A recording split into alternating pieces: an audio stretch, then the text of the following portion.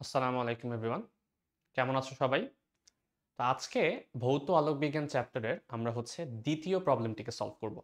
তো আজকে যে আমি টপিকটি নিয়েছি সেই টপিকটির নাম হচ্ছে থিন ফিল্ম ইন্টারফারেন্স।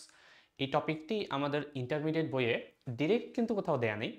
এরপরেও তোমাদের যদি বইয়ের ১৯-২০ শিক্ষাবর্ষের একটু এই চ্যাপ্টারের একটু প্রশ্নের একটু খেয়াল করো, তুমি দেখবে যে থিন ফিল্ম ইন্টারফারেন্সের উপরে একটা প্রশ্ন এসেছে এবং তার সলিউশনটা দেখলে তুমি বুঝতে পারবে যে এটা একটু আলাদা রকম জিনিস মনে হচ্ছে। যে ব্যতিচারের সাথে রিলেটেড, ইন্টারফারেন্স মানে কিন্তু ব্যতিচার, ঠিক আছে? ব্যতিচারের সাথে রিলেটেড, বাট এক্স্যাক্টলি ব্যতিচার যেরকমভাবে আমরা পড়েছি সেরকমভাবে না, একটু অন্যরকম টপিক। তো এই টপিকটা কি, এটা কেন আসছে, মাঝে মাঝে বইয়েতে হচ্ছে এক্সপেরিমেন্ট করার জন্য এরকম প্রশ্ন আসে, হয়তো বা এই প্রশ্ন আর ভবিষ্যতে কখনো আসবে না, বাট অন্যান্য ইউনিভার্সিটিতে হয়তো বা দিতেও পারে, বলা আছে না।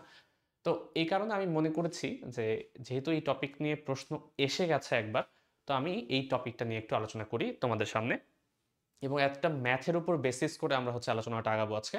বাট শুধুমাত্র ম্যাথটাকে সলভ করব না, এই জিনিসটা কি এটা বোঝার ট্রাই করব।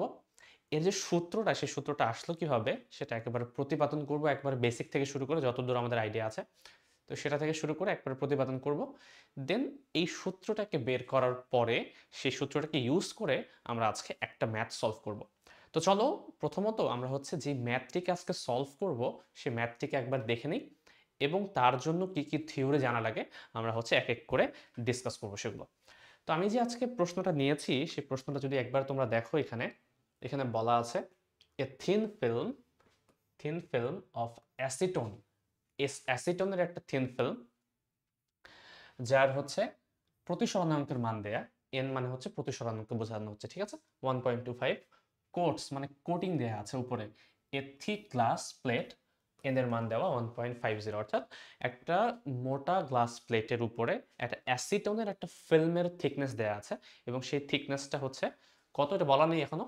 কি বলা হচ্ছে দেখো, হোয়াইট লাইট, একটা হচ্ছে সাদা রঙের আলো, incident normal to the film, আমার হচ্ছে নর্মাল মানে হচ্ছে লম্বভাবে, এই ফিল্মের উপরে লম্বভাবে হচ্ছে একটা সাদা আলো পড়ছে, and the reflections fully destructive interference occurs.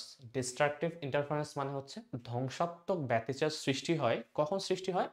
যখন 600 ন্যানোমিটার তরঙ্গ দৈর্ঘ্যের আমি আলো ব্যবহার করি, এবং ফুললি কনস্ট্রাকটিভ ইন্টারফারেন্স অকার্স, অর্থাৎ সম্পূর্ণ একেবারে ধ্বংসাত্মক না বরং গঠনমূলক ব্যতিচার সৃষ্টি হয় যখন আমি 700 ন্যানোমিটার তরঙ্গ দৈর্ঘ্যের একটা আলোকে ইউজ করি। আমার এই জিনিস থেকে এই যে ভ্যালুগুলো দেয়া আছে সেখান থেকে আমাকে বের করতে বলেছে calculate the thickness of the acetone film, অর্থাৎ এই যে মোটা যে কাঁচ আছে, কাচের উপরে তুমি যে হচ্ছে একটা পুরো একটা চিকন পাতলা একটা থিকনেস দিয়েছো বা প্রলেপ দিয়েছো, কিসের প্রলেপ? অ্যাসিটনের যে প্রলেপ দিয়েছো, এই অ্যাসিটন প্রলেপের থিকনেসটা কত, যে থিকনেসটার জন্য দুইটা আলাদা আলাদা তরঙ্গ দৈর্ঘ্যে আলাদা আলাদা ধরনের হচ্ছে ইন্টারফারেন্স বা ব্যতিচার পাওয়া যাচ্ছে, সেটা আমাকে বের করতে বলেছে। তো এই প্রশ্নটা কিন্তু নেওয়া হচ্ছে, আমি তোমাদের যে হ্যালিডে এবং রেজনিকের বই আছে, আমি বলেছিলাম ফান্ডামেন্টালস অফ ফিজিক্স, সেই বই থেকে একটা প্রশ্ন নিয়েছি, এবং আমরা এই বই থেকেই হচ্ছে টপিকটাকে ডিসকাশন করার ট্রাই করব।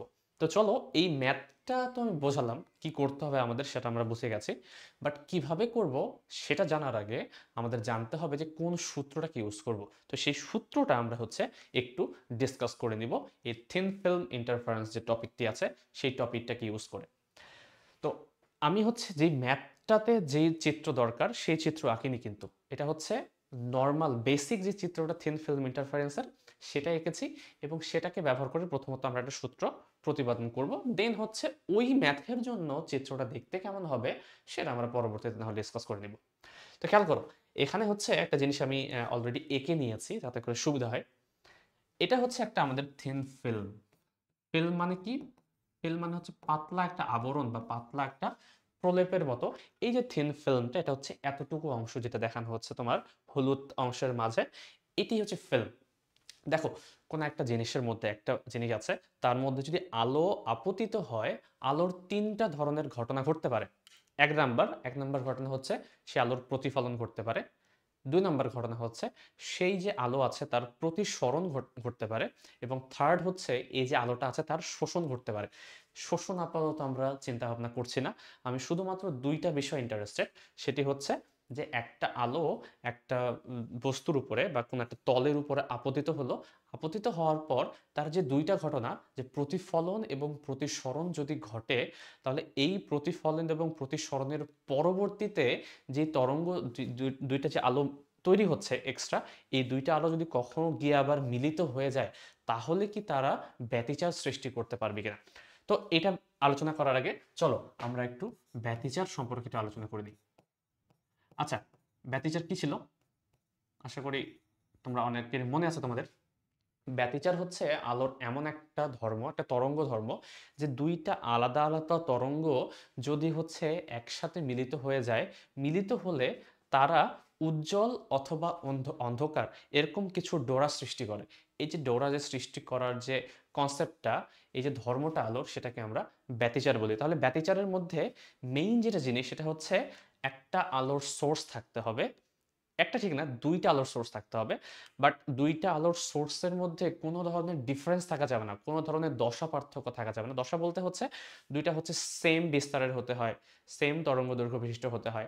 আদারওয়াইজ কিন্তু আমাদের যে হিউম্যান আই আছে, সেটা কিন্তু দুইটার মধ্যে ডিফারেন্সটা দেখতে পাবে না। তো মনে করো তুমি হচ্ছে দুইটা লাইট বাল্ব জ্বালাচ্ছ, একটা হচ্ছে এখানে দেওয়া আছে, এখানে একটা দেওয়া আছে। দুইটা আলো থেকে, বাল্ব থেকে কি দুইটা আলোক তরঙ্গ বের হচ্ছে? ওই দুইটা আলোক তরঙ্গ দিয়ে তুমি কিন্তু কখনোই ব্যতিচার দেখতে পাবে না, কারণ দুইটা হচ্ছে দুই ধরনের আলো। বাট আমি যেই ব্যতিচার যদি সৃষ্টি করতে চাই, একটা সোর্স থেকে আমি যদি কোনোভাবে একই টাইপের দুইটা আলাদা সোর্স ক্রিয়েট করতে পারি, এবং সেই দুইটার সোর্স থেকে যদি হচ্ছে আমি ব্যতিচার সৃষ্টি করতে পারি, তাহলে সেখান থেকে আমি হয়তোবা আলো এবং অন্ধকার ডোরা দেখতে পাবো। যেটাই কিন্তু ইয়াং তার দিচির পরীক্ষায় দেখিয়েছে, যে কত যে প্রবলেমটা আমরা করলাম ইয়ংয়ের দিচির পরীক্ষায়। সেটা করেছে কি, সে সে প্রথমত একটা মাত্র স্লিট নিয়েছিল কিন্তু, তাই না? একটা মাত্র হচ্ছে স্লিট ছিল, চির ছিল। সেই একটা চির থেকে একটা আলো এসে সেই আলোটাকে আবার দুই ভাগে ভাগ করেছে। খেয়াল করেছো কিন্তু জিনিসটা? আমরা যদিও চিত্রটা শুধুমাত্র এখান থেকে আঁকি, বাট তার আগের কিন্তু আরেকটা অংশ ছিল। সেটা কি? সেটা হচ্ছে সে একটা সোর্স থেকে দুইটা আলাদা সোর্স সৃষ্টি করে, এবং এই যে দুইটা আলোক তরঙ্গ যদি হচ্ছে পর্দার উপরে মিলে যায়, পর্দার উপরে যদি হচ্ছে একইভাবে মিলে, অর্থাৎ একই দশায় যদি মিলিত হয়, তাহলে আমরা বলি সেটাকে গঠনমূলক ব্যতিচার। এবং তারা যদি বিপরীত দশায় মিলিত হয়, তাহলে সেই জিনিসটাকে আমরা বলি ধ্বংসাত্মক ব্যতিচার। তাই তো? একইভাবে মানে এই তরঙ্গ দৈর্ঘ্য কল্পনা করো, এই তরঙ্গটা, এই প্রথম তরঙ্গটা হচ্ছে এটা। সেকেন্ড তরঙ্গটা যদি আমি বলি হচ্ছে একই রকম। তো যখন এর যে উপরের পার্টটুকু এটার সাথে একেবারে মিলে যায়, তখন হচ্ছে দুইটা কি একই দশা দুইটা মিলে যদি আমি যোগ করি, তাহলে দুইটা তরঙ্গ যোগ করলে কিন্তু বড় একটা তরঙ্গর বিস্তার পেয়ে যাবে। কারণ এটা হচ্ছে উপরের দিকে, এটা উপরের দিকে, তারা সমদশায় যখন মিলিত হবে, তখন এটা একটা আলোকিত একটা অংশের সৃষ্টি করবে, যেটাকে আমরা বলি হচ্ছে গঠনমূলক ব্যতিচার। বাট কল্পনা করো, এই উপরের অংশের সাথে আলোর যদি নিচের অংশটা মিলে যেত, একটা হচ্ছে এদিক এদিক দিয়ে আসছে, আর একজন হচ্ছে এদিক দিয়ে মিলিত হচ্ছে, তাহলে দেখো একজন উপরের দিকে, একজন কিন্তু নিচের দিকে, তাই না? অর্থাৎ তারা বিপরীত দিকে মিলিত হচ্ছে। তো যদি বিপরীত দিকে মিলিত হয়, তখন আমরা কি জানি যে এদের যে বিস্তারের যে সামেশনটা হবে, একটা হচ্ছে এ, একটা হচ্ছে মাইনাস এ, আলটিমেটলি দুইটা কাটাকাটি হয়ে জিরো হয়ে যাচ্ছে। তাহলে এই যে জিরো হয়ে যাওয়ার কারণে তুমি এখানে যে ব্যতিচারটি পাবে, সেটা কিন্তু একটা ধ্বংসাত্মক ব্যতিচার সৃষ্টি করবে। তো এটাই কিন্তু হচ্ছে তার হিয়ং তার পরীক্ষায় দেখিয়েছে, যে একটা আলোর সোর্স থেকে সে দুইটা আলোর সোর্স ক্রিয়েট করে দুইটা আলোর সোর্সকে একটা পর্দার উপরে সে আপতিত হওয়ার সুযোগ দিচ্ছে, বা পতিত হওয়ার, বা একসাথে উপরিপাতিত হওয়ার সুযোগ দিচ্ছে।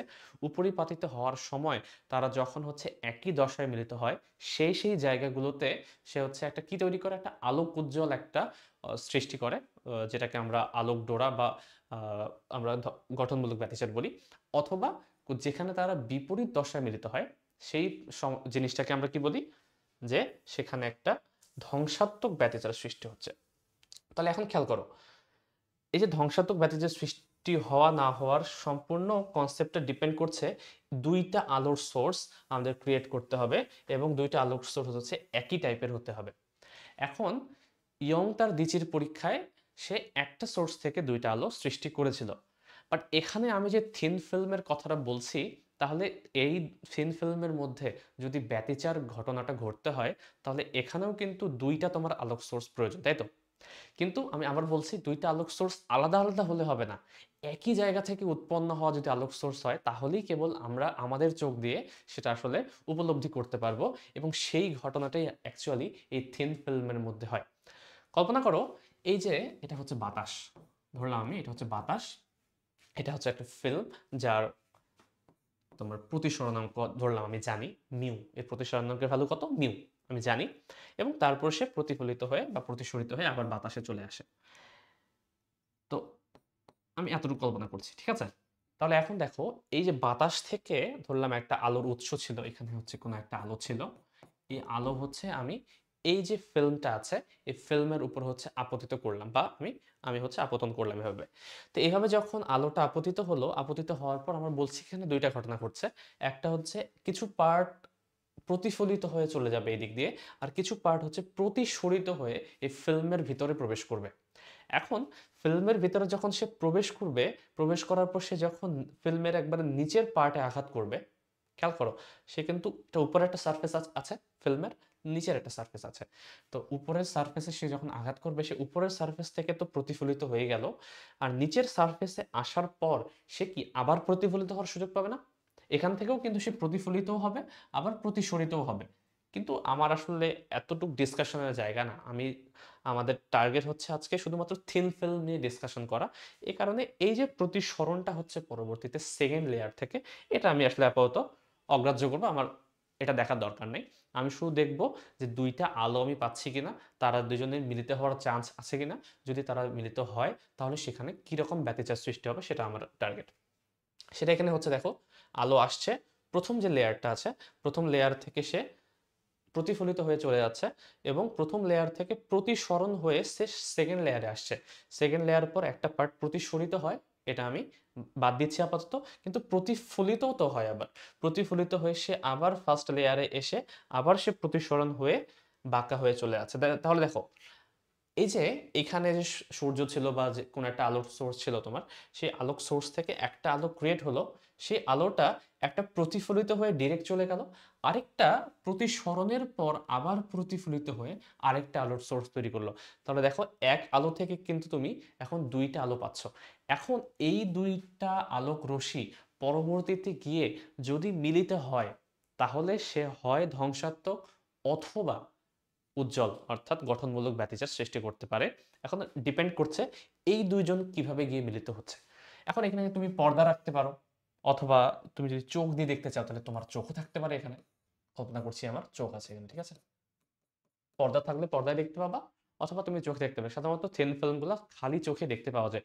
তোমরা যদি থিন ফিল্ম নামে ইউটিউবে সার্চ দাও তুমি দেখতে পাবে রিয়েল লাইফের কিছু হচ্ছে ভিডিও দেওয়া আছে যে কিভাবে অ্যাকচুয়ালি থিন ফিল্ম দেখতে কিরকম হয় এবং আমরা কিরকম ভাবে সেটাকে দেখি। তো কল্পনা করো তোমার চোখ আছে এখানে, তুমি হচ্ছে থিন ফিল্মকে অবজার্ভ করছো, যে তোমার সামনে একটাতে হচ্ছে পাত নিয়েছো, ওই পাতের উপর কোনো একটা আস্তরণ আছে থিন ফিল্মের, তুমি দেখতে যাচ্ছ আলো হচ্ছে এপাশ থেকে পড়ছে, পড়ে একটা প্রতিফলিত হয়ে উপরের লেয়ার থেকে আসছে তোমার চোখে, আর একটা প্রতিসরণের পর প্রতিফলিত হয়ে আসছে, হওয়ার পর তুমি হচ্ছে ওটাকে বিভিন্ন কালারের দেখতে পাবা।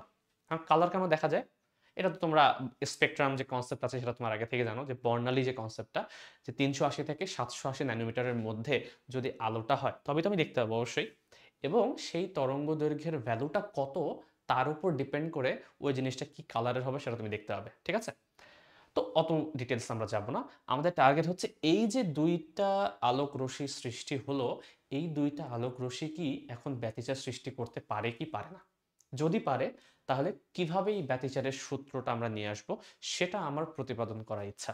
তো চলো সেটা আমরা করব। তো ব্যতিচারের সূত্র প্রতিপাদন করার জন্য আমরা একটা জিনিস জানি, যে আমরা পথ পার্থক্যের কনসেপ্টটাকে ইউজ করি, তাই তো? পথ পার্থক্যের আগে আমরা একটু দশা পার্থক্যে আসি। খেয়াল করো দশা পার্থক্য, একটু আগে আমি বলেছিও যে যদি যদি দুইটা আলোকরশ্মি মিলিত হয়ে গঠনমূলক ব্যতিচার সৃষ্টি করতে চায় তাহলে তাদেরকে কত দশা মিলিত হতে হবে। খেয়াল করো, ধরলাম যে প্রথম যে আলোক রশ্মিটা সেটা হচ্ছে এরকম, এটা, ঠিক আছে? দ্বিতীয় আলোক রশ্মিটা আমি একটু ড্র করি, ধরলাম যে দ্বিতীয় যে আলোক রশ্মিটা এখানেই ড্র করি, এরকম, ঠিক আছে? তাহলে দেখো প্রথম যে আলো রশ্মি, সে প্রথম আলোটা হচ্ছে ক্রিয়েট হলো এই জায়গা থেকে, সেকেন্ড আলোটাও যদি হচ্ছে এই জায়গা থেকেই ক্রিয়েট হয়ে যায়, অর্থাৎ তারা যদি একই পজিশন থেকে স্টার্ট করে তাদের চলাটা, তাহলে দেখো প্রথম জন যেখান থেকে শুরু করেছে, দ্বিতীয় জন যে আলোক রশ্মি আছে, দ্বিতীয় জন সেম জায়গা থেকে শুরু করেছে, তাহলে এদের মধ্যে দশার কোনো কি পার্থক্য আছে? কোনো ধরনের পার্থক্য নেই। তাহলে খেয়াল করো, এখানে যে দশা পার্থক্য, যেটাকে আমি ডেল্টা বলতে পারি, দশা পার্থক্যের ভ্যালু কত? 0। তাহলে কোনো ধরনের দশা পার্থক্য নাই এই দুইটা হচ্ছে আলোক রশ্মির মধ্যে। তার মানে এ কিন্তু একটা গঠনমূলক ব্যতিচার সৃষ্টি করবে, এবং এদের যে ইয়েটা কি বলে এটা, এদের হচ্ছে লব্ধি যে তরঙ্গটা, সেটা দেখতে এরকম হবে, কারণ দুইটা যোগ হয়ে আছে এই কারণে। খেয়াল করো, এখন আমি একটু জিনিসটাকে উল্টাই দিব। উল্টাবো বলতে একটু চেঞ্জ করব, যে প্রথম আলোক রশ্মি এখানে সৃষ্টি হয়েছে, ঠিক আছে, কিন্তু দ্বিতীয় আলোক রশ্মিটা যদি এখানে সৃষ্টি না হয়ে এই জায়গা থেকে সৃষ্টি হয়, তবেও তারা কি দেখো তো একই জায়গা থেকে মিলিত হচ্ছে না? অর্থাৎ এও উপরে আছে, দ্বিতীয় আলোক রশ্মিটা হচ্ছে উপরে আছে। তাহলে কতক্ষণ পর সৃষ্টি হলো দ্বিতীয় আলোক রশ্মিটা? প্রথম আলোক রশ্মি সৃষ্টি হওয়ার প্রায় 1 তরঙ্গ দৈর্ঘ্য পরে, অথবা আমি বলতে পারি 360 ডিগ্রি কোণ বা রেডিয়ানে বলতে পারি 2 পাই রেডিয়ান কোণ পরে দ্বিতীয় জন কিন্তু ক্রিয়েট হলো। তারপরেও কিন্তু দেখা যাচ্ছে দুজন হচ্ছে সমদশায় মিলিত হয়েছে। আমরা জানি কি সমদশায় যদি কেউ মিলিত হয়, তাহলে সেক্ষেত্রে সে গঠনমূলক ব্যতিচার সৃষ্টি করবে। তাহলে দেখো 2 পাই রেডিয়ান পরেও যদি তৈরি হয় দ্বিতীয়টা, তারপরেও তুমি গঠনমূলক ব্যতিচার পাচ্ছ। এই কারণে তোমাদের বইয়ে যদি তোমরা একটু দেখো যে গঠনমূলক ব্যতিচার সৃষ্টি হওয়ার শর্তটা কি, গঠনমূলক ব্যতিচার, গঠনমূলক ব্যতিচার সৃষ্টি হওয়ার শর্ত হচ্ছে এই যে দশা যে পার্থক্যটা আছে, এটার ভ্যালু হয় 0 হতে হবে, যেটা আমি প্রথম চিত্রে দেখালাম, অথবা 2 পাই হতে হবে, অথবা 4 পাই, অথবা সো অন, এটা চলতে থাকবে। অর্থাৎ যদি পাই এর হচ্ছে জোড় গুণিতক অনুসারে তুমি যদি খেয়াল করো, তাহলে 2 পাই, 4 পাই, 6 পাই, 8 পাই, যেটাই ভ্যালু নাও না কেন, সব ক্ষেত্রেই কিন্তু আমি গঠনমূলক ব্যতিচারই পাবো।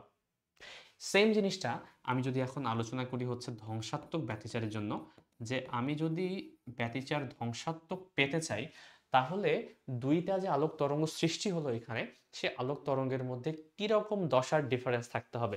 আবার চিত্রটা ড্র করি। প্রথম যেটা আছে, ধরলাম যে প্রথমটা হচ্ছে এরকম, এভাবে সৃষ্টি হলো। দ্বিতীয় জন যে হচ্ছে এর সাথে এসে মিলিত হবে, মিলিত হওয়ার জন্য দ্বিতীয় জন যদি এসে এ জায়গা থেকে স্টার্ট করে তার জার্নি, কোথা থেকে স্টার্ট করছে? প্রথম থেকে না কিন্তু, বরং অর্ধেক হচ্ছে সে একটা কত কোণ, একটা পাই রেডিয়ান কোণ, তাই না? পাই রেডিয়ান কোণ সে ক্রস করে ফেলেছে, 180 ডিগ্রির পরে সে মিলিত হচ্ছে। তাহলে দেখো তো সে কি বিপরীত দশায় মিলিত হচ্ছে না? তাহলে আমরা দেখতে পাচ্ছি, আমরা কনসেপ্টটা কি জানি, ধ্বংসাত্মক ব্যতিচার সৃষ্টি করতে হলে দুইজনকে বিপরীত দশায় মিলিত হতে হবে। তাহলে একজনের বিস্তার যদি এ হয়, আরেকজনের বিস্তার এখানে কি মাইনাসে, তাহলে লব্ধি বিস্তার কত? লব্ধি হয়ে যাবে তোমার 0। তাহলে লব্ধি বিস্তার 0 মানে কি, সেখানে তোমার কি আলোর কোনো ইন্টেন্সিটি থাকবে? আলোর যে তীব্রতা, সেটা সম্পূর্ণরূপে ডিপেন্ডেন্ট কার উপরে? তোমরা আশা করি সূত্র জানো, আলোর তীব্রতা ডিপেন্ড করে বিস্তারের স্কয়ারের উপরে। তাহলে বিস্তারই যদি 0 হয়, তাহলে আলোর তীব্রতা কি থাকবে? আলোর তীব্রতা অবশ্যই 0 হয়ে যাবে, এবং ওই জায়গায় তুমি একটা অন্ধকার একটা অংশ পাবা, যেটাকে আমরা বলছি ধ্বংসাত্মক ব্যতিচার। তো এটা হলো একটা জিনিস, যে যদি এখান থেকে তৈরি হয়। এখন কল্পনা করো এখান থেকে তৈরি না হয়ে সে যদি আরো পরে গিয়ে তৈরি হতো। আমি তো আবার আঁকি। তাহলে কি দেখতে পাচ্ছি আমি, সে পাই রেডিয়ান পরে যদি তৈরি হয়, তাহলে এখানে একটা ধ্বংসাত্মক ব্যতিচার দেখতে পাওয়া যাচ্ছে। পাই না হয়ে যদি আরো পরে হতো, ধরলাম এরকম, ঠিক আছে, এবং সেকেন্ডটা তৈরি হচ্ছে এই জায়গা থেকে, এই জায়গা থেকে। তাহলে খেয়াল করো, প্রথমটা হচ্ছে অলরেডি কত 180, তারপর 360, আবার হচ্ছে 180, তার মানে কি পাই পাই পাই 3 পাই পরে। দ্বিতীয় জন যদি 3 পাই রেডিয়ান পরে সৃষ্টি হয়, তারপরেও দেখো তারা কিন্তু বিপরীত দিক থেকে মিলিত হচ্ছে।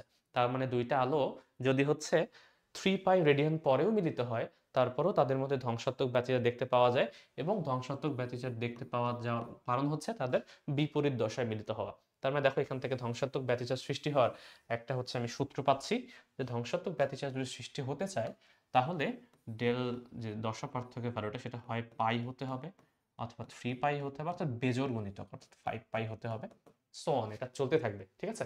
তো দুইটা আলো কিভাবে মিলিত হচ্ছে তার উপর ডিপেন্ড করে আমাদের কিন্তু সূত্রটা এখানে চেঞ্জ হয়ে যাচ্ছে। এখানে আরো কাহিনী আছে, আমি পরে ধীরে ধীরে আগাচ্ছি, আগে একেবারে বেসিকটা দেখি। তাহলে দেখো আমাদের দশা পার্থক্যের সাথে তোমাদের যে সূত্র আছে কিছু একটা, যে দশা পার্থক্যের সাথে পথ পার্থক্যের কিন্তু একটা সূত্র আছে, সেটা কি? পথ পার্থক্য সমান, উল্টা বললাম, পথ পার্থক্য না, দশা পার্থক্য সমান 2π/λ ইন্টু পথ পার্থক্য। এরকম একটা সূত্র আছে, আশা করি তোমরা জানো, যে দশা পার্থক্য সমান 2π/λ ইন্টু হচ্ছে পথ পার্থক্য। তাহলে আমি এখান থেকে আমি বলতে পারি পথ পার্থক্য সমান কি? λ/2π ইন্টু দশা পার্থক্য। তাহলে এই সূত্র যদি আমি প্রথমটা জন্য অ্যাপ্লাই করি, একটু খেয়াল করো, দশা পার্থক্যের ভ্যালু যদি আমি 0 বসাই এই সূত্রে, তাহলে পথ পার্থক্যের ভ্যালু কত পাওয়া যায়? অবশ্যই 0 পাওয়া যায়। তাহলে এটা আমি বসাবো এখানে, ঠিক আছে? তাহলে আমি যদি এখান থেকে পথ পার্থক্যের অর্থাৎ গঠনমূলক ব্যতিচারে আমি কনসেপ্টটা বিল্ড আপ করতে আছি, তো যদি দশা পার্থক্যের ভ্যালু 0 হয়, পথ পার্থক্যের ভ্যালু কিন্তু 0 হবে। যদি দশা পার্থক্যের ভ্যালু 2π হয়, 2π কেটে যাবে, থাকবে কি? ল্যামডা। যদি দশা পার্থক্যের ভ্যালু হচ্ছে 4π হয় এর মতো, 4π আর 2π মধ্যে কেটে যাবে, হয়ে যাবে 2λ। দেখো একটা কিন্তু জিনিস বিল্ড আপ হচ্ছে, তাই না? যে একটা সিরিজ পাওয়া যাচ্ছে, যে 0λ, 2π, 2λ, 3λ, 4λ, সেই জিনিসটা একই রকম ভাবে আমি যদি ধ্বংসাত্মক ব্যতিচার সৃষ্টি করতে চাই, ধ্বংসাত্মক ব্যতিচার যদি সৃষ্টি করতে চাই, তাহলে ডেল্টা এক্স এর ভ্যালু কত হতে হবে? যদি তুমি পাই বসাও এখানে একবার, পাই বসালে কি হবে? পাই পাই কেটে যাবে, থাকবে কি? λ/2। তাহলে এখানে পেয়ে যাচ্ছ λ/2। তুমি 3π যদি এখানে বসাও, বসিয়ে দেখো, তাহলে পাই পাই কেটে যাবে, আসবে 3λ/2। তাহলে বুঝতেই পারছো এটা হয়ে যাবে 5λ/2 এবং এটা চলতে থাকবে। এক কাজ করি, এই জিনিসটাকে আমার দরকার নাই আর, এটা আমি হচ্ছে মুছে দিই। তাহলে দেখো গঠনমূলক এবং ধ্বংসাত্মক যে ব্যতিচার আছে তার আমি হচ্ছে দুইটা কিন্তু ক্যারেক্টারিস্টিক পেয়ে গেলাম বা শর্ত পেয়ে গেলাম। শর্তটা কি? যদি গঠনমূলক ব্যতিচার হতে হয় তাহলে পথ পার্থক্যের যে ভ্যালুটা সেটা হতে হবে 0λ, 2λ, বা আমি ডিরেক্টলি বলতে পারি nλ। ঠিক আছে, nλ হতে হবে। তার মানে এখানে n এর ভ্যালু কত? 0 থেকে স্টার্ট। আমি গতকাল কিন্তু এটাই বলেছিলাম যে 0 থেকে স্টার্ট করতে হবে। আর যদি আমি হচ্ছে ধ্বংসাত্মক ব্যতিচার বলতে চাই, ধ্বংসাত্মক ব্যতিচার, সেক্ষেত্রে সূত্রটা কি? তুমি এখানে প্লাস ইউজ করতে পারো, মাইনাস ইউজ করতে পারো, এটা তোমার সম্পূর্ণ ইচ্ছা। তো তুমি প্লাস ইউজ করো, মাইনাস ইউজ করো, সমস্যা নেই। প্লাস ইউজ করছি আজকে, n minus half lambda, sorry n plus half lambda. তাহলে দেখো এখানে n এর মান কত বসালে তুমি প্রথমটা পাবে? 0 বসালে না? তাহলে n এর মান এখানে তোমাকে 0 বসাতে হবে। অথবা তুমি, আমি কালকেই বলেছিলাম, তুমি এটার পরিবর্তে তুমি এটাও লিখতে পারো, n মাইনাস হাফ ল্যামডা। এবং যখন তুমি মাইনাস বসাবে তখন হচ্ছে n এর মান কিন্তু 1 বসালে প্রথমটা আসে, এই কারণে n এর মান কিন্তু তোমাকে 1 থেকে স্টার্ট করতে হবে।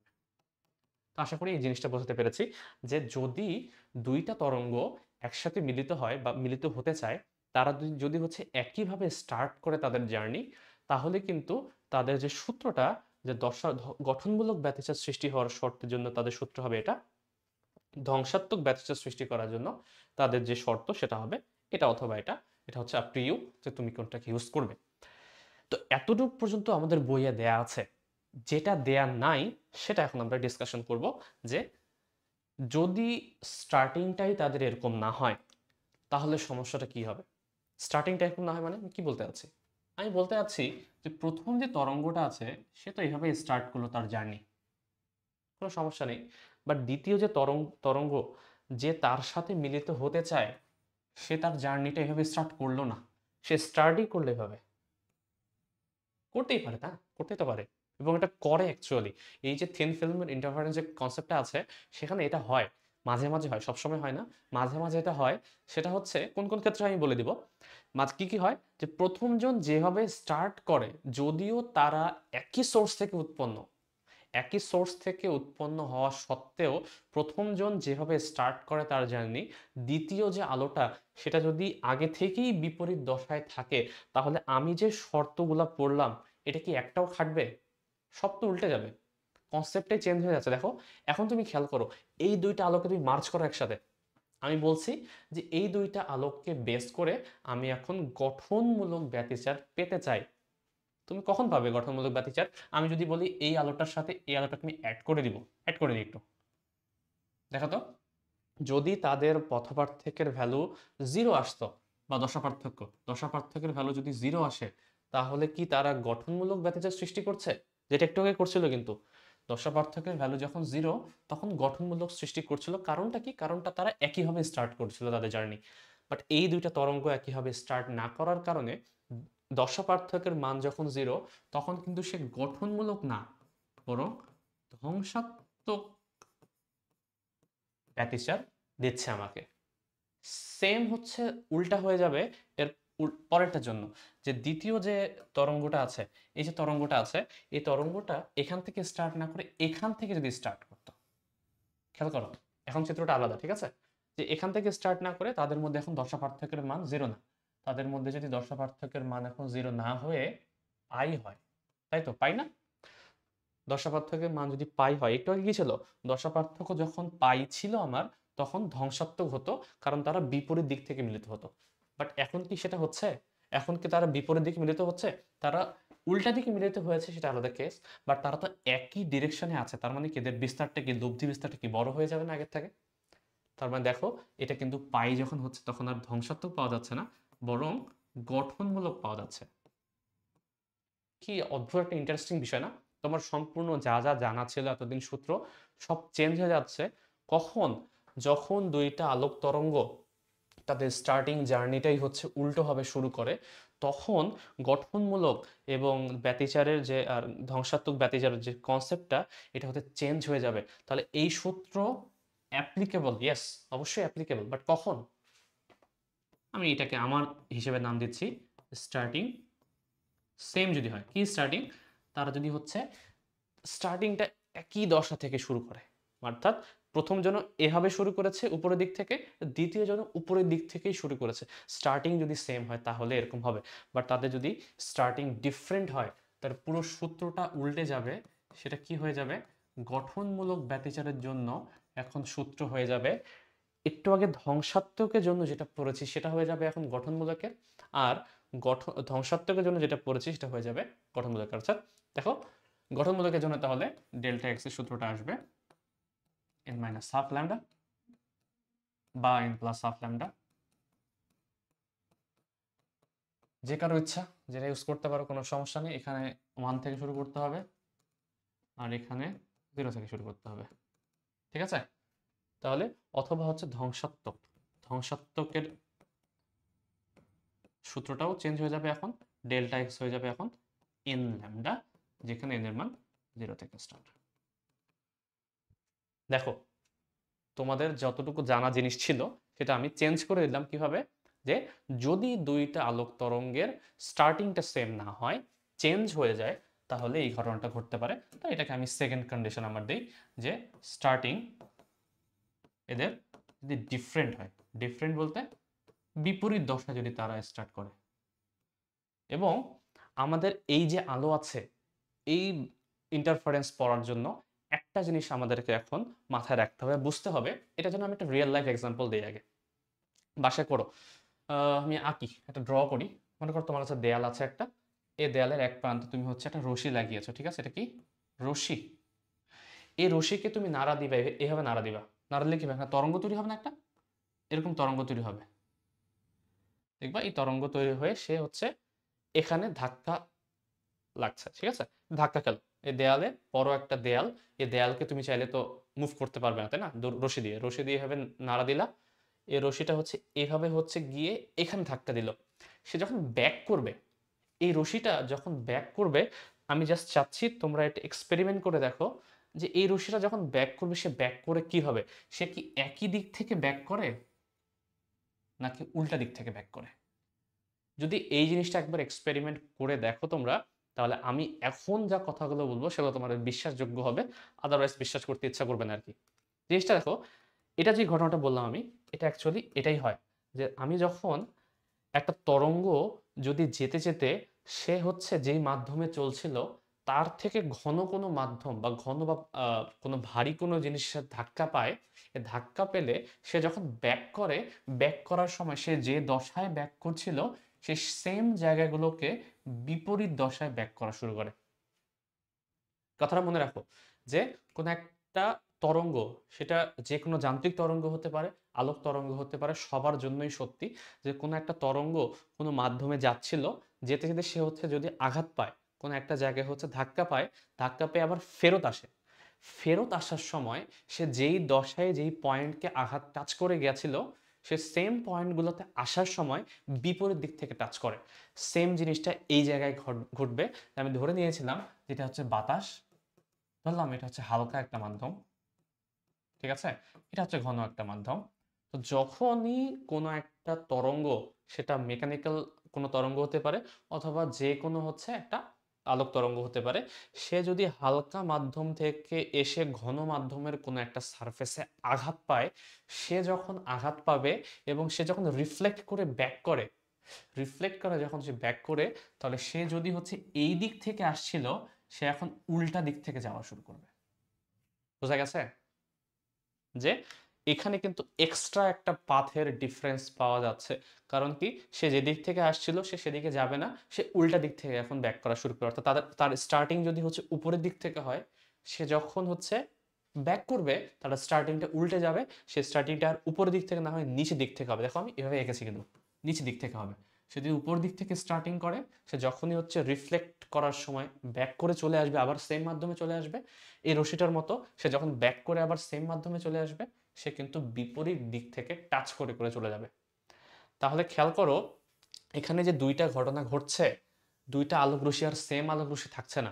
যদিও তারা একই জায়গা থেকে উৎপন্ন, একটা আলোক রশ্মিতে হচ্ছে প্রতিসরিত হচ্ছে। এখানে কিন্তু প্রতিসরণের ঘটনা বলিনি আমি, প্রতিফলন অর্থাৎ ব্যাক করার ঘটনা বলেছি। প্রতিসরণের সময় তার কোনো ধরনের চেঞ্জ হয় না। সে যদি এদিকে এদিকে এইভাবে যায়, সে হচ্ছে ওইভাবেই চলতে থাকবে এবং কোনো রকম হতে চেঞ্জ ছাড়া। কারণ সে ধাক্কা পেলে শুধুমাত্র রিফ্লেক্ট করার সময় সে হচ্ছে চেঞ্জ হবে, অর্থাৎ সে এই দিক দিয়ে ব্যাক করা শুরু করবে। তাহলে দেখো, যদিও হচ্ছে একই সোর্স থেকে দুইটা আলাদা আলাদা তরঙ্গ সৃষ্টি হলো, বাট এদের মধ্যে এখন কিন্তু ডিফারেন্স আছে একটা। সেটা কি, যে যে হচ্ছে প্রতিসরণ হয়ে এই মাধ্যমে চলে আসলো, প্রতিসরণের পরে যে আলোক রশ্মিটা সৃষ্টি হলো, প্রতিসরণের পর আলোক রশ্মিটার ক্ষেত্রে কোনো রকম চেঞ্জ হয়নি, কারণ এর দশা যা, এর দশাও তাই। কিন্তু প্রতিফলনের পরে যে আলোক রশ্মিটা সৃষ্টি হলো, সে কিন্তু এখন বিপরীত দশায় শিফট হয়ে গেছে। তো বিপরীত দশায় শিফট হয়ে যাওয়ার কারণে এই ক্ষেত্রে যে সূত্রটা হবে, সেই সূত্রটা কিন্তু এটা হবে এখন, আদারওয়াইজ কিন্তু জিনিসটা ভুল হবে। এখানে আরেকটা ঘটনা আছে। সেই ঘটনা কি, সেটা হচ্ছে এই যে দ্বিতীয় যে আলোক রশ্মিটা, সেও তো হচ্ছে রিফ্লেক্ট হচ্ছে। তার মানে কি, সে তার ক্ষেত্রেও কোনো সমস্যার সৃষ্টি হতে পারে। এখন এখানে দুইটা কেস আছে, যে দুইটা কেস কি কি, case number one, case one, যদি যদি যে এইখানে আরেকটা মাধ্যম থাকে, আমি বলেছিলাম কি এটা বাতাস, এটা ফিল্ম, এটা বাতাস। অর্থাৎ যখন ফিল্ম থেকে বাতাসের দিকে আসে, অর্থাৎ কেস ওয়ান হচ্ছে যদি ঘন থেকে হালকার দিকে আসে, অর্থাৎ ঘন থেকে হালকা মাধ্যমে আলো যদি হচ্ছে ধাক্কা পায়, ধাক্কা পাওয়ার পরে তার কোনো চেঞ্জ হবে না, নো চেঞ্জ, নো চেঞ্জ, কোনো চেঞ্জই হবে না। যদি হচ্ছে এই লাস্টের মাধ্যমটা আবার হালকা হয়, তাহলে কি সেটা ঘন থেকে হালকার দিকে, তাহলে এইখানে রিফ্লেকশনের সময় কোনো ঝামেলা হবে না। যেটা এর উল্টা, আমি কি বলছিলাম, যদি ভারী কোথাও অর্থাৎ ঘন, ওর থেকেও ঘন কোথাও যদি ধাক্কা লাগে, তাহলে সমস্যাটা হবে। বাট ঘন যদি না হয়ে যেই মাধ্যমে সে চলছে তার থেকেও যদি লাইটার কোনো মাধ্যমে অর্থাৎ লাইটার কোনো জিনিসের সার্ফেসে সে আঘাত পায়, তাহলে কোনো সমস্যা হবে না। সে যেভাবে চলছিল সে সেভাবেই চলতে থাকবে ব্যাক করার পরেও। তাহলে এই যদি ব্যাক করে, যদি এই মাধ্যমটা হালকা হয়, এটা ঘন, এটা হালকা, তাহলে এই যদি ব্যাক করে, তাহলে তার কোনো চেঞ্জ হবে না, শিফট হবে না, সে সেম ভাবেই চলতে থাকবে। বাট কেস টু, যদি দ্বিতীয় মাধ্যমটাও হচ্ছে হালকা থেকে আবার সে ঘনের দিকে চলে যায়, তাহলে আবার সে চেঞ্জ হবে। কি চেঞ্জ হবে, এই যেটা আমি একটু আগে বললাম যে সূত্রগুলো উল্টা হয়ে যাবে। তাহলে খেয়াল করো, এখানে আমি একটু সামারাইজ করি জিনিসটা, সামারাইজ করি। কেস মূলত এই দুইটাই, যেখানে যেখানে দেখবা তুমি ঘন থেকে হালকা, সেখানে কোনো চেঞ্জ নাই। যেখানে হালকা থেকে ঘন, সেখানে তার শিফট হয়ে যাবে, সে চেঞ্জ হয়ে যাবে। তাহলে দেখো, প্রথম আলোটা সে হালকা মাধ্যমে ছিল, বাতাস মাধ্যমে ছিল, সে এসে একটা ফিল্মের উপর আঘাত করছে, এটা একটা ঘন মাধ্যম।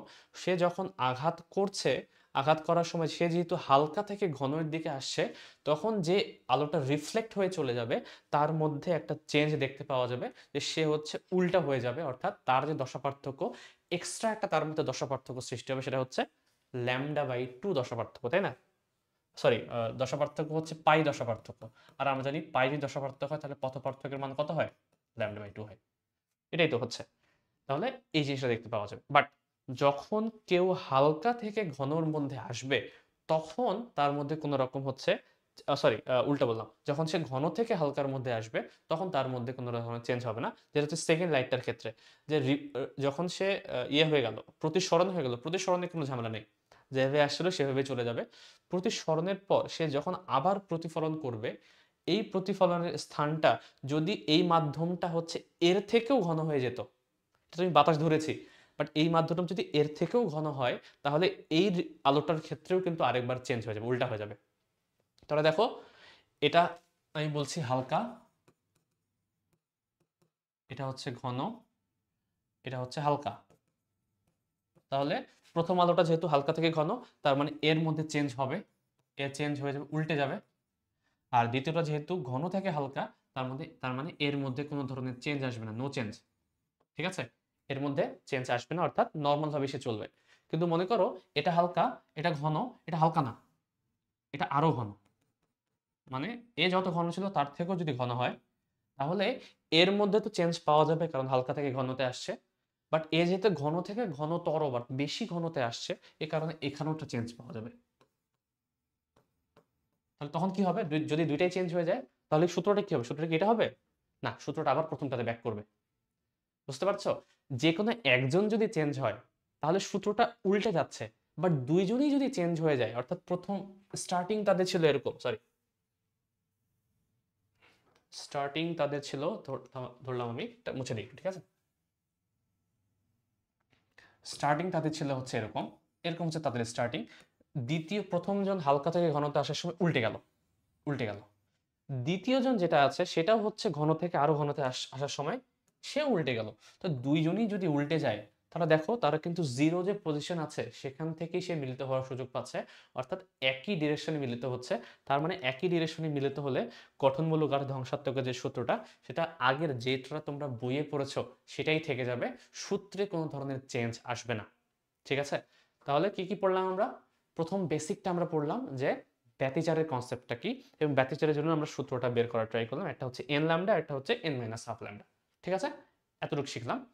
এখন আমরা দেখলাম যে কখনো যদি একটা আলো কি হয়, যে হালকা থেকে ঘনর দিকে আসে তখন তার ফেস একটা শিফট হয়ে যায়, অর্থাৎ পাই রেডিয়ান মনে হচ্ছে সেদিন উল্টে গেল, অর্থাৎ তার মধ্যে একটা λ/2 পথ পার্থক্য এক্সট্রা সৃষ্টি হয়ে যায় যদি সে হালকা থেকে ঘনতে আসে। তাহলে প্রথম একজন যদি হালকা থেকে ঘনতে আসে সে শিফট হবে, দ্বিতীয় জন যদি ঘন থেকে হালকা হয় সে শিফট হবে না। তাহলে দুইজনের মধ্যে একজন যদি চেঞ্জ হয় তাহলে সূত্র উল্টে যাবে, সূত্র হয়ে যাবে তখন এটা, অর্থাৎ একটু আগে যেটা গঠনমূলকের সূত্র ছিল সেটা হয়ে যাবে ধ্বংসাত্মকের সূত্র, একটু আগে যেটা ধ্বংসাত্মকের সূত্র ছিল সেটা হয়ে যাবে গঠনমূলকের সূত্র। কিন্তু ইন্টারেস্টিংলি দুইজনই যদি চেঞ্জ হয়ে যায়, দুইজনই হচ্ছে ঘন, হালকা থেকে ঘনর দিকে যদি যায়, প্রথমজন হালকা থেকে ঘন, দ্বিতীয়জন ঘন থেকে আরো ঘন দিকে যদি চলে যায়, তাহলে দুই ক্ষেত্রেই কি হচ্ছে, দুইজনই হচ্ছে চেঞ্জ হয়ে উল্টে যাবে। উল্টে যাওয়ার কারণে ডাবল উল্টানোর কারণে যেহেতু দুইজনই চেঞ্জ হয়ে গেছে, তাহলে সূত্রটা আবার প্রথমটাতে ব্যাক করবে, অর্থাৎ তাদের জন্য ডেল্টা এক্স সূত্র আমাদের যে বইয়ে যেটা দেয়া আছে সেটাই হয়ে যাবে। এতটুক পর্যন্ত কারো যদি বুঝতে অসুবিধা না হয়, তাহলে আমরা এখন কিন্তু সূত্রের প্রমাণে যেতে পারবো, যে এখান থেকে আমাদের টার্গেটটা কি, আমাদের টার্গেট হচ্ছে সূত্রটা বের করা, অর্থাৎ এই যে ডেল্টা এক্স এর ভ্যালুটা বের করা। ডেল্টা এক্স এর কখন এন ল্যামডা হবে, কখন এটা হবে, এটা তোমরা বুঝে গেলাম, বাট আমি তো এখন ডেল্টা এক্স কি এটা বের করতে শিখলাম না। ডেল্টা এক্স তো হচ্ছে আমরা যেটা বের করেছিলাম সেটা তো হচ্ছে ইয়ং এর কনসেপ্টটা, ইয়ং এর যে সূত্রটা আছে দ্বিতীয় পরীক্ষা সেখান থেকে। বাট এই কনসেপ্টে থিন ফিল্মের ক্ষেত্রে আমার ডেল্টা এক্স এর ভ্যালুটা কত হবে, চলো এখন এটা যদি একবার আমরা প্রুফ করতে পারি বা বের করতে পারি, আমার কাজ শেষ, আমার সূত্র প্রতিপাদন হয়ে যাবে। আর একবার যদি সূত্র বের হয়ে আসে আমরা ম্যাথটা ইজিলি করতে পারবো। তো সেটাই করব। দেখো, ডেল্টা এক্স মানে হচ্ছে পথ পার্থক্য, দুইটা আলোক তরঙ্গ এক একজন কতটুকু পথ ট্রাভেল করে আমার কাছে, আমার চোখের দিকে, ধরলাম এখানে চোখ আছে আমার, আমার চোখে এসে আসছে, আলোটা আমার চোখে এসে আঘাত করবে, বাট দুইজনের মধ্যে কে কত হচ্ছে পথ হচ্ছে ট্রাভেল করে আমার দিকে আসছে, ওই দুইজনের পথে যে ডিফারেন্সটা সেটাকে আমরা পথ পার্থক্য বলি। তো কল্পনা করো এই পয়েন্টটা হচ্ছে আমি ধরে নিয়েছি এ পয়েন্ট, এটা হচ্ছে আমার বি পয়েন্ট, এটা আমার সি পয়েন্ট, ডি পয়েন্ট, ঠিক আছে, আপাতত এতটুকু নাম দেই। এটা ধরলাম আলো যে আসছে সে আলোটা হচ্ছে আই কোণে আপতিত হচ্ছে, আই কোণে, ঠিক আছে, আই কোণে আপতিত হচ্ছে, এবং এই যে থিন যে ফিল্মটা আছে এই থিন ফিল্মের প্রতিসরণাঙ্ক আমরা মনে করো জানি মিউ। আই কোণে আপতিত হলে সে যখন প্রতিফলন হবে, আমরা স্নেলের সূত্র থেকে কি জানি, স্নেল তো না কি যেন বলে, এরকম কি যেন ছিল, আলোর মনে হয় স্নেলই ছিল, যে আলোর প্রতিফলন হওয়ার পর প্রতিসরণের সময় সে যদি হালকা থেকে ঘনের মাধ্যমে যায়, তাহলে সে কিন্তু একটু অভিলম্বর দিকে বেঁকে আসে। তাহলে এটা যদি আর হয়ে যাবে, তাহলে এখানে আর হয়ে যাবে। আর সে যখন প্রতিফলন করে, প্রতিফলনের সূত্র কি, কোনো একটা সারফেস যদি হচ্ছে একেবারে সমান সারফেস হয়, তাহলে সমান সারফেসে কেউ কোনো আলো যদি আসে, যে কোণে আপতিত হবে সে কোণে কিন্তু প্রতিফলিত হয়ে চলে যাবে। তার মানে এই কোণটা আই হলে এই কোণটাকেও আমি আই বলতে পারবো। এতটুকু ঠিক আছে? এরপরে প্রতিসরণ যে রশ্মিটা সেটা হচ্ছে আর কোণে এখানে আসলো, এখানে আসার পরে এটা তো হচ্ছে সমান্তরাল দুইটা লাইন, তাহলে এটা আর এটা কি একান্তর কোণ অনুসারে এটাকে আমি আর বলতে পারবো, এবং সেও তো এখানে এসে প্রতিফলিতই হবে, তাই তো, সেকেন্ড সারফেসে এসে, তাহলে এটা যদি আর হয় এটাকেও তুমি আর বলতে পারবে। এতটুকু আমরা আপাতত নামকরণ করে এলাম। তো এখন আমার টার্গেট কি, এখন আমার টার্গেট হচ্ছে কে কত পথ পাড়ি দিয়ে এখানে আসলো সেটা। প্রথম যে আলোক রশ্মিটা খেয়াল করো তো, প্রথম আলোক রশ্মিটার পথ কতটুকু, সে এ থেকে বিতে এসেছে, বি থেকে সিতে, সি থেকে ডিতে, ডি থেকে আমার চোখে। তো চোখেটা ধরার দরকার নেই, কারণ আমরা দেখতে পাচ্ছি এই সারফেস পার হওয়ার মুহূর্তে তাদের আলোর ডিফারেন্সটা কত। তাহলে দেখো এবি, বিসি, সিডি এটা হচ্ছে প্রথম যে আলোক রশ্মি, তার অতিক্রান্ত পথ সারফেসকে ওঠার সময়, সারফেস থেকে। তাহলে প্রথম আলোক রশ্মির যে পথটা, অতিক্রান্ত পথটা, সেটা হচ্ছে AB plus BC plus CD plus extra যা আছে, ঠিক আছে। দ্বিতীয় যে আলোক রশ্মিটা, দ্বিতীয় যে আলোক রশ্মিটা সেটা কোন কোন পথে আসে দেখো তো। দ্বিতীয় আলোক রশ্মিটা কিন্তু সে ক্রিয়েট হয় এই জায়গায়, এ থেকে সে সৃষ্টি হয়েছে, এ থেকে বিতে সে আসবে অবশ্যই, এ থেকে বিতে আসবে, এসে সে কিন্তু ডিরেক্ট হচ্ছে উপরের দিকে চলে যাচ্ছে। অর্থাৎ এটাকে আমি প্রথম কল্পনা করছি, এটাকে আমি দ্বিতীয় কল্পনা করছি, ঠিক আছে, প্রতিফলনেরটা। তাহলে বি থেকে সে ডিরেক্ট চলে যায়, বাট এখানে সমস্যা আছে। তারা দুজনে যে ডিফারেন্স আছে, আমি কি বলেছিলাম যে একটা সারফেস থেকে, এটা কল্পনা করো হচ্ছে আলোর ওই ইয়ংয়ের দুইটা চিরের মতো, ঠিক আছে। আমি বলেছিলাম যে আমরা একটা অ্যাজাম্পশন করে নিই, মনে আছে? অ্যাজাম্পশনটা কি, আমরা ধরে নেই যে তারা দুই জায়গায় যেখানে মিলিত হবে, এই দুইটা রেখা হচ্ছে পরস্পর সমান্তরাল দুইটা রেখা, এটা আমরা অ্যাজিউম করে নিই। কারণ ল্যামডার মান এতটাই ছোট, তুমি যদি পরস্পর সমান্তরাল ধরেও নাও, কোনো কি ফ্যাক্ট এটা কোনো রকম চেঞ্জ আসে না, এটা আমি গত ভিডিওতে বুঝিয়েছি। তো আমি যদি হচ্ছে এটাকে সমান্তরাল দুটো লাইন ধরে নিই, আমরা জানি এক সমান্তরাল লাইন থেকে আরেক সমান্তরাল লাইনের উপর যদি লম্ব টানি আমি, তাহলে হচ্ছে এই দুইটা রেখা পরস্পর সমান হবে। তো সেটাই এখানে হয়েছে, যে এই আলোটা হচ্ছে এতটুকু যাবে, এটা কিন্তু একটু বেশি ডিস্টেন্স পার করছে আমাকে চোখের দিকে যাওয়ার ক্ষেত্রে, তাই না? আলটিমেটলি চোখে তারা তো মিলিত হইতেই হবে, আদারওয়াইজ মিলিত না হলে তুমি কালার দেখতে পাবে না। মিলিত যদি না হয় তাহলে তুমি তো ব্যতিচার দেখতেই পাবে না, তাই না? মিলিত হতে হবে তাদেরকে। তো এখন আমি করব কি, যে এটার থেকে এ কতটুকু এক্সট্রা পাথ অতিক্রম করছে সেটা আমি কাজ করি, এখান থেকে একটা লম্ব টেনে নিই, এখান থেকে একটা লম্ব টেনে নিই, এই কনসেপ্টের মতো, যে একটা সমান্তরাল রেখা থেকে আরেক সমান্তরাল রেখার উপর যদি লম্ব টানি, তাহলে আলটিমেটলি সেটা কিন্তু সমান দুইটা রেখা নির্দেশ করবে। তাহলে দেখো এর ক্ষেত্রে ডি থেকে এতটুকু, যেটা এই রেখার ক্ষেত্রে এখান থেকে এতটুকু, সেটা দুইটা সেম, এতটুকু সেম। তাহলে এই যে এটা কি এক্সট্রা আরেকটা লাইন, তাই না? এর ক্ষেত্রে কি এক্সট্রা এতটুকু সে পার করছে, তাহলে এতটুকু আমাকে ধরে ধরে নিতে হবে যে দ্বিতীয় যে আলোক রশ্মিটা সেটা এ থেকে বি তে যায়, বি থেকে এখান পর্যন্ত নাম দিই আমরা ই, বি থেকে ই, এটিও সে এক্সট্রা একটু অংশ যায় বাকি দুইটার থেকে, এ বি প্লাস বিই। আর বাকি যেটা সেটা তো দুজনের ক্ষেত্রেই সমান। চোখ মুছে গেছে, থাক মুছে থাক, সমস্যা নেই। তারপর এটা যা, আর এই পোর্শন যতটুকু, এই দুটো তো সমান আমি কল্পনা করে নিতেই পারি। তাহলে দেখো আমার আলোর যে ডিফারেন্সটা সেটা কেমন আসছে, এটা একটু মুছে দেই, এটা লাগবে না আমাদের। তাহলে প্রথম জন হচ্ছে এ বি, বিসি, সিডি, দেন হচ্ছে এক্সট্রা যে সমান পার্টটুকু, এটা সমান তো বিয়োগ হয়ে যাবে, বাদ হয়ে যাবে, A B, BC, CD extra. আর দ্বিতীয়টা হচ্ছে এ বি প্লাস বি, বাকি হচ্ছে এই সমান অংশটুকু, এই দুটো তো এমনি বিয়োগ হয়ে যাবে। তাহলে আমি যদি এখন ডেল্টা এক্স বের করি, ডেল্টা এক্স মানে কি, এই দুইটার পথ পার্থক্য, তাহলে এটা মাইনাস এটা, আলটিমেটলি এবি এবি তো কেটেই যাবে মাইনাস হওয়ার কারণে, থাকবে কি BC plus CD minus BE. দেখো বুঝতে পারছো কিনা? তাহলে আলটিমেটলি বিসি প্লাস সিডি এ হচ্ছে প্রথম জন প্রতিসরণ যে হচ্ছে তার অতিক্রান্ত এক্সট্রা পার্ট, এবং বিই হচ্ছে এর অতিক্রান্ত এক্সট্রা পার্ট এবং এই দুইটার যে বিয়োগফলটা সেটাই হচ্ছে আমার পথপার্থক্যের সূত্র। আমি যদি কোনোভাবে এই পথপার্থক্যের যে সূত্রটা প্রমাণ করতে পারি, এটাকে ইউজ করে কিন্তু আমরা ম্যাথ করতে পারবো। তো সেটাই আমরা এখন প্রমাণ করবো। দেখো, ধরে নাও যে এই যে এটা আছে থিন ফিল্মটা, তার যে পুরুত্ব, তার যে থিকনেস, সেটাকে তুমি টি কল্পনা করে নাও। এই টি কল্পনা করে আমরা হচ্ছে এক একটার ভ্যালু এখন বের করার ট্রাই করব। প্রথম আমার টার্গেট হচ্ছে বিসি, এই জিনিসটার ভ্যালু বের করা। তাহলে দেখি বিসি এর ভ্যালু বের করা যায় কিনা। আমি একটা লম্ব টেনেছি এখানে, লম্বটাকে একটু হচ্ছে এক্সটেন্ড করে দিই, পরবর্তী কাজে লাগবে। দেখো তো এখানে একটা ত্রিভুজ তৈরি হয়েছে না, এখানে আরেকটা বিন্দু বলে দিই, এই পয়েন্টটাকে আমি এফ পয়েন্ট দিই, ঠিক আছে? এফ, আশা করি দেখতে পাচ্ছ তোমরা। এখানে দেখো বি সি এফ, এটা ত্রিভুজ হয়েছে না? অবশ্যই এটা সমকোণী ত্রিভুজ, কারণ এটা হচ্ছে অভিলম্ব এঁকেছি আমি। তা সেটা যদি হয়, আমার টার্গেট হচ্ছে বিসি এর ভ্যালু বের করা টি এর সাপেক্ষে।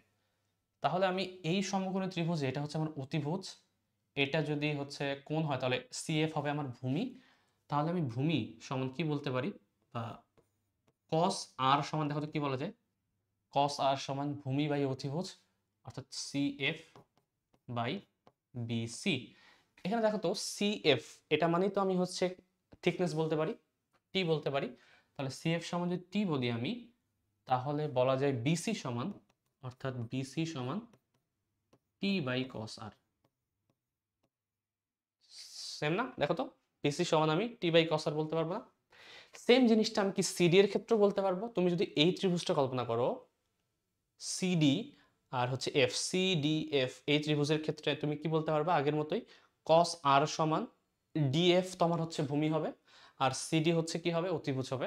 তাহলে সেম ভাবে তুমি বলতে পারবে যে সিডি সমান, সেম ভাবে অতিভুজ মানে তোমার সিডি, সরি, ভূমি, ভূমি কত? এই CF divided by cos r, CF মানে তো টি, টি বাই কস আর। আমি একবার লিখে দিতে পারি, দেখছো? তাহলে দেখো বিসি এর ভ্যালু এবং সিডি এর ভ্যালু তুমি টি এবং আর এর সাপেক্ষে বের করে ফেলতে পারলা। একটা হচ্ছে টি বাই কস আর, সিডিটা হচ্ছে টি বাই কস আর। তাহলে দেখো বিসি এর মান বের হয়ে গেছে, সিডি এর ভ্যালু বের হয়ে গেছে। তোমার টার্গেট কি? তোমার এখন টার্গেট হচ্ছে যে কোনো ভাবে এই বিই এর ভ্যালুটা বের করা, বিই। তো এখানে ঝামেলা আছে, ডিরেক্ট আমি বিই বের করতে পারবো না তো সহজে। আমাকে তার আগে কিছু একটা জিনিস, এক্সট্রা কিছু জিনিস বের করতে হবে।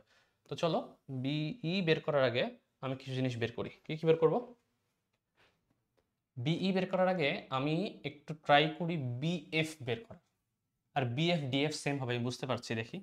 বিএফ আর ডিএফ দুইটা কিন্তু সেম, কারণ এটা তো সেম বাহু, তাই না? তুমি একটু আগে দেখলা দুইটার মান সেম আসছে। আর লম্ব টানলে তুমি কি আলটিমেটলি এটা মধ্যবিন্দু হবে, তাহলে বিএফ আর ডিএফ আসলে সেম হবে। তাহলে বিএফ অথবা ডিএফ এর ভ্যালু যদি বের করতে চাই, কিভাবে করতে পারবো? আগের মতোই। বিএফ কি আলটিমেটলি, এটা হচ্ছে লম্ব, তাই না? আলটিমেটলি এই ত্রিভুজের, তাহলে লম্ব সমান তুমি কি বলতে পারো? লম্ব সমান হচ্ছে লম্ব বাই অতিভুজ, তাই তো? বা এক কাজ করি আমরা, এইখানে লিখে ফেলি। এই যে ত্রিভুজটা আছে সিবিএফ, এটা তুমি হচ্ছে ভূমির মান জানো, তোমাকে লম্ব বের করতে হবে, তাহলে তুমি ট্যানের সূত্র ইউজ করতে পারো। ট্যান আর সমান কি বলা যায়? ট্যান আর সমান বলা যায় হচ্ছে লম্ব বাই ভূমি, অর্থাৎ BF by CF, BF by CF. এখানে সিএফ মানে তো আলটিমেটলি টি, তাহলে আমি বলতে পারি বিএফ সমান টি ট্যান আর। তাহলে বিএফ বা ডিএফ এটা সমান হয়ে যাবে টি ট্যান। দেখো, এতটুকু পেয়ে গেলে, বিএফ পেয়ে গেলে, ডিএফ পেয়ে গেলে, তাহলে তুমি বিডি সমান কি বলতে পারো? দেখো তো, আলটিমেটলি বিডি সমান আমি বলতে পারি কি, এটা ডাবল, এটা যেটা বের হলো তার ডাবল। তাহলে আমি বলতে পারি টু টি ট্যান আর। বলা যায় না? এখন এটা করছি কেন আমি? খেয়াল করো, এখানে আমি জ্যামিতিক কিছু ফর্মুলা ইউজ করব। সেটা কি?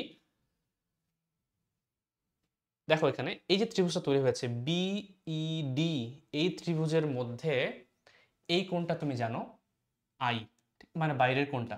তাহলে এই কোণটা কত হবে? এটা হবে 90 মাইনাস আই, তাই না? এই যে ছোট কোণটা, এটা যদি আই হয় তাহলে এটা 90 মাইনাস আই হতে হবে অবশ্যই, কারণ এটা তো আলটিমেটলি 90 ডিগ্রি। তাহলে এটা যদি 90 মাইনাস আই হয়, এই কোণটা যদি আবার হচ্ছে তোমার 90 হয়, তাহলে দুটো যোগ করলে কত হয়?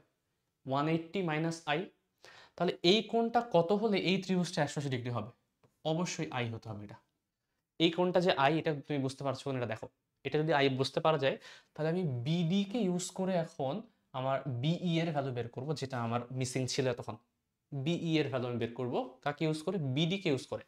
তো যেহেতু এটা তোমার হচ্ছে লম্ব, তার মানে বিডি তোমার অতিভুজ, আর বিই এটা হবে তোমার লম্ব, তাই না? তাহলে লম্ব আর অতিভুজের মধ্যে আমাদের যদি সূত্র ইউজ করতে হয়, কি ইউজ করবো আমরা জানি, সাইন আর সমান, সরি সাইন আর না, সাইন আই সমান লম্ব বাই অতিভুজ। তাহলে লম্ব কোনটা? লম্ব হচ্ছে বিই, আর অতিভুজ কোনটা? বিই আর অতিভুজ হচ্ছে বিডি। বিডি এর ভ্যালু তো আমি জানি 2t tan r, অর্থাৎ বিই এর ভ্যালু একটা পাওয়া যাচ্ছে, এটা হচ্ছে 2t tan r sin r। দেখো এরকম একটা ভ্যালু পেয়ে গেল। দেখো আমি সবগুলো ভ্যালু কিন্তু পেয়ে গেছি, আমার কাজ শেষ, শুধুমাত্র আমাকে বসাতে হবে। বাট জিনিসটা তো সিম্পল না, একটা জায়গা আছে যেখানে আমরা একটু মিস্টেক করেছি। মিস্টেক বলা যাবে না, আমি এখন পর্যন্ত ঠিকভাবেই আগাচ্ছি, বাট যেই দুইটা দূরত্বের আমরা এতক্ষণ ধরে কথা বলছি, সেই আলোক ডিস্টেন্সটা একটু ঝামেলাপূর্ণ। ঝামেলাটা কোথায় খেয়াল করো, তোমার যে এখানে বিসি ডিস্টেন্স আছে এবং সিডি ডিস্টেন্স আছে, এটা কোথায় দেখো তো, এই থিন যে ফিল্মটা আছে তার ভিতরে না, বিসি এবং সিডি দুইটাই কিন্তু প্রতি আলোর যে প্রতিসরণ হয়ে গেছে, প্রতিসরণ হবার পরের যে ডিস্টেন্সটা সেটা। আর বিই যে ডিস্টেন্সটা সেটা কোথায়, সেটা কিন্তু বাতাসের ডিস্টেন্সটা। তো একটা হচ্ছে প্রতিসরণ হওয়ার পরে ডিস্টেন্স, একটা হচ্ছে বাতাসের ডিস্টেন্স। এই দুইটা ডিস্টেন্সকে তুমি যদি আলোর তরঙ্গের সাথে ইকুয়েট করতে চাও, ইকুয়েট বলতে আলটিমেটলি এই ডেল্টা এক্স এর সূত্র তো আমি এই সূত্রটার সাথে এক করবো, তাই না? ডেল্টা এক্স এর সূত্র আলটিমেটলি তো আমি এখানে বসাবো। তো সমস্যা হচ্ছে, একটা আমি ডিস্টেন্স নিচ্ছি, একটা ডিস্টেন্স নিচ্ছে হচ্ছে বাতাসে, একটা ডিস্টেন্স নিচ্ছে হচ্ছে আমি থিন ফিল্মের ভিতরে। তাহলে ল্যামডার মানটা আমি কত বসাবো এখানে? থিন ফিল্মের ভিতরে ল্যামডার মান বসাবো নাকি বাতাসের ল্যামডার মানটা বসাবো? কনফিউশন না? আশা করি তোমরা জানো যে মাধ্যম যদি চেঞ্জ হয় তাহলে আলোর যে তরঙ্গ দৈর্ঘ্য সেটা চেঞ্জ হয়ে যায়। তাহলে আমি যদি ডেল্টা এক্স এর জায়গায় অ্যাকচুয়ালি ওই সূত্রটা বসাতে চাই, তাহলে ল্যামডার ভ্যালু তো আমি দুইটা বসাতে পারবো না। তাহলে একটা আমাকে কোনো না কোনো একটা কাজ করতে হবে, যেটাকে ইউজ করে আমি করব কি, আমি যেটা করব সেটা হচ্ছে দুইটা ডিস্টেন্সকে একটা ডিস্টেন্সে কনভার্ট করে নিব। অর্থাৎ একটা হচ্ছে আলোর ভিতরে ডিস্টেন্স, আলোর মধ্যে বাতাসের মধ্যে, একটা হচ্ছে থিন ফিল্মের মধ্যে ডিস্টেন্স। আমি থিন ফিল্মের ডিস্টেন্সটাকে কোনোভাবে যদি বাতাসের সাপেক্ষে কত হতো সেটা বের করতে পারি, এবং দুইটাকে যদি দেন হচ্ছে ডেল্টা এক্স এর মান বের করি, তারপরে যে ল্যামডার মানটা বসাবো সেখানে যদি আমি বাতাসের ল্যামডার মানটা বসাই, আমার কিন্তু প্রবলেম সলভ। তো এই জায়গাটাতেই হচ্ছে আমরা এখনো কাজ করি নাই। কাজটা করিনি কি, আমি যে বিসি প্লাস সিডি নিয়েছি এটা থিন ফিল্মের ভিতরে, বাট থিন ফিল্মে না হয়ে সেটা যদি বাতাসে হতো তাহলে কেমন হতো সেটা আমাকে এখন বের করতে হবে আলাদাভাবে। তো এক কাজ করি, আমি এক কাজ করি, এটাকে বক্স করে রাখি, ঠিক আছে? এই সূত্রটাকে একটু পরে ইউজ করবো আমরা, এই সূত্রটাকে ইউজ করবো আমরা একটু পরে। বাট এখানে একটু ঝামেলা আছে, কি ঝামেলাটা? ঝামেলাটা বললাম বিডি এবং সিডি অ্যাকচুয়ালি থিন ফিল্মের ভিতরে। এখন কথা হচ্ছে, একটা মাধ্যম থেকে অন্য একটা মাধ্যমে যখন আলো প্রতিসরিত হয়ে চলে আসে, তখন তার সূত্রটা, এটাকে আমরা স্নেলের সূত্র বলছি, তোমাদের আশা করি মনে আছে এই জিনিসটা। আমরা জানি যে মিউ সমান সাইন আই বাই সাইন আর, এটা আমরা জানি। এখন মিউ এর কিন্তু আরেকটা সূত্র আছে, মিউ এর আরেকটা সূত্র কি, যে বাতাসে বেগ কত এবং থিন ফিল্মের ভিতরে বেগ কত, এই দুইটা যে ডিফারেন্সটা সেটা হচ্ছে মিউ এর সূত্র। এখন সি এর আবার একটা সূত্র আছে, সি মানে কি, এফ ল্যামডা না? F lambda A divided by F lambda B হয়ে বলা যায়। তাহলে এফ এফ কাটা থাকছে কি, তাহলে lambda A by lambda B, মানে দুইটা দূরত্ব, দুইটা দূরত্বের সাথে আমি মিউ এর কনসেপ্টটাকে আনতে যাচ্ছি। তাহলে দেখা, খেয়াল করো, এই মিউ ল্যামডা এর সাথে ল্যামডা বির যে সূত্রটা সেটা কি কিরকম আসছে, যে ল্যামডা এ সমান আমি বলতে পারি মিউ ইন্টু ল্যামডা বি। অর্থাৎ আমি যদি বের করতে চাই যে এখানকার দূরত্ব আমি মনে করো জানি, আমি সেম দূরত্বটাকে বাতাসের সাপেক্ষে কীরকম হবে সেটা বের করতে আছে, তাহলে এখান থেকে সূত্রটা দেখতে পাচ্ছ আশা করি, যে বাতাসের সাপেক্ষে ডিস্টেন্সটা অ্যাকচুয়ালি ভেতরে প্রতিসরণ হওয়ার পর যে মাধ্যমটা আছে সেখানে যে ডিস্টেন্সটা পেয়েছি আমি, তার সাথে যদি মিউটাকে গুণ করে দিই, ভেতরে যে ডিস্টেন্সটা পাচ্ছি তার সাথে যদি মিউ গুণ করে দিই, তাহলে যে ডিস্টেন্সটা পাবো সেটা বাতাসে যদি চলা হতো বা আলোটা যদি বাতাসে চলতো তার ডিস্টেন্সের সমান পাওয়া যায়। সেটাই এখন ভুল করেছি। সেটা কি, আমি যেহেতু বিসি প্লাস সিডি দিয়েছি, অ্যাকচুয়ালি শুধুমাত্র এখানে বিসি প্লাস সিডি দিলে হবে না, সেখানে কি দিতে হবে, এখানে দিতে হবে, একটু মুছে দিই, থামো, BC plus CD equals minus B ছিল, এটা হয়ে যাবে mu BC plus CD minus BE. Mu কেন হলো, এই যে বললাম আমি, বিসি এবং সিডিতে হচ্ছে এখানকার যে তরঙ্গ দৈর্ঘ্যটা সেটা তার সাপেক্ষে, বাট এই একই দূরত্ব যদি সে আলোতে পার করতো তাহলে সেটা কেমন হতো, এটাকে দেখলাম আমরা সূত্রটা কি, মিউ এর সাথে ওই ডিস্টেন্সটা গুণ, তাহলে মিউ এর সাথে ভিতরে যে ডিস্টেন্সটা শুধুমাত্র ততটুকু গুণ করে দিব, গুণ করলে বাতাসে কেমন হতো সেটা বের হয়ে গেল, এর সাথে হচ্ছে বি তো অলরেডি বাতাসে, তাহলে এটাতে শুধু মিউ গুণ করার কোনো দরকার নেই, তাহলে মাইনাস হচ্ছে শুধুমাত্র বি। তাহলে এইটা হচ্ছে আমার পূর্ণাঙ্গ সূত্র। এই সূত্রে এখন যদি এই ভ্যালুগুলো আমি ইনসার্ট করি তাহলে আমার কাজ হয়ে যাওয়া উচিত, আমি এটা আশা করছি। তাহলে চলো সেটা আমি করব।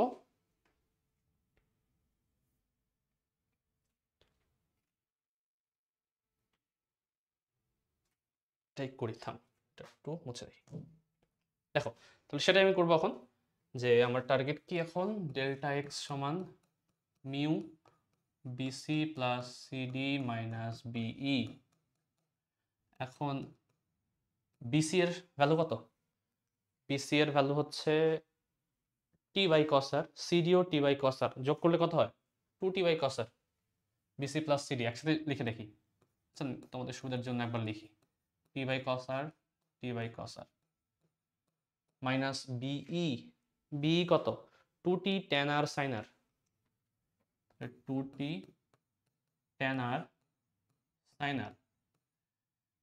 তাহলে দেখো এখানে কি আসছে, 2t যোগ করলে 2t cos r, বা আমি বলতে পারি 2t mu cos r minus, এই ট্যানটাকে তুমি চাইলে কিন্তু সাইন বাই কস করতে পারো, তাই না, তাহলে এটা আসবে তোমার sine r by cos r into sine r, বা সাইন স্কয়ার আর চলে আসছে, তাই তো, এখানে চলে আসবে তাহলে 2t mu cos r minus 2t sine square r divide by cos r। এখন এখান থেকে 2t বাই cos r আসলে কমন নিতে পারবো আমি, এতটুকু বুঝতে পারছো কিনা এটা দেখো। তাহলে এই হচ্ছে এই এখন পর্যন্ত আমরা যেটা করলাম সেটা হচ্ছে এই পার্টটুকু পর্যন্ত আসছে। তো এখন এখান থেকে দেখি কি কমন নেওয়া যায়। আচ্ছা, মনে হচ্ছে ঝামেলা হয়েছে, কোথাও মিলছে না, কারণ এরকম আসার কথা না, একটু খেয়াল করি, তো দেখি কোথাও মনে হচ্ছে ঝামেলা হয়েছে। এখানে একটা সাইন আই আসার কথা, আমি মনে হয় এখানে ভুল করে সাইন আর লিখে ফেলেছি, রাইট। এখানে দেখো আমি গুণ করতে একটু ভুল করেছি, এখানে সাইন আই ছিল, এখানে সাইন আর লেখা হয়ে গেছে, এখানে আসলে আর হবে না, সাইন আই হবে, ঠিক আছে, সাইন আই হবে, এটা 2t tan r sign I. আচ্ছা, এই সাইন আইটাকে আরে কনভার্ট করতে হবে, এটা একটু কাজ আছে বাকি। এই আইটাকে আরে কনভার্ট করবো কিভাবে, তার জন্য আবার একটু স্নেলের সূত্র ইউজ করতে হবে। দেখো, প্রথম মাধ্যমে থেকে দ্বিতীয় মাধ্যমে যদি হচ্ছে একটা আলো আসে তাহলে স্নেলের সূত্র কি, প্রতিসরণাঙ্ক into sine i equals to প্রতিসরণাঙ্ক ইন্টু সাইন আর, মনে আছে আশা করি, n1 sin i equals to n2 sin r, এরকম একটা সূত্র ছিল তোমাদের, তাই না। তাহলে যেহেতু বাতাস কল্পনা করছি, তাহলে বাতাসে তো প্রতিসরণাঙ্ক আমরা 1 জানি, তাহলে 1 sin i equals to mu sine r. তাহলে এই সাইন আই এর পরিবর্তে অ্যাকচুয়ালি এরকম আসবে 2t tan r, আর এখানে এক্সট্রা একটা মিউ সাইন আর আসবে, এই জন্যই ভুল হচ্ছিল, এখানে কমন নিতে পারছিলাম না, এখানে অ্যাকচুয়ালি একটা মিউ থাকা উচিত ছিল, এই জন্য মনে হচ্ছে কোথাও ঝামেলা করেছি আমি।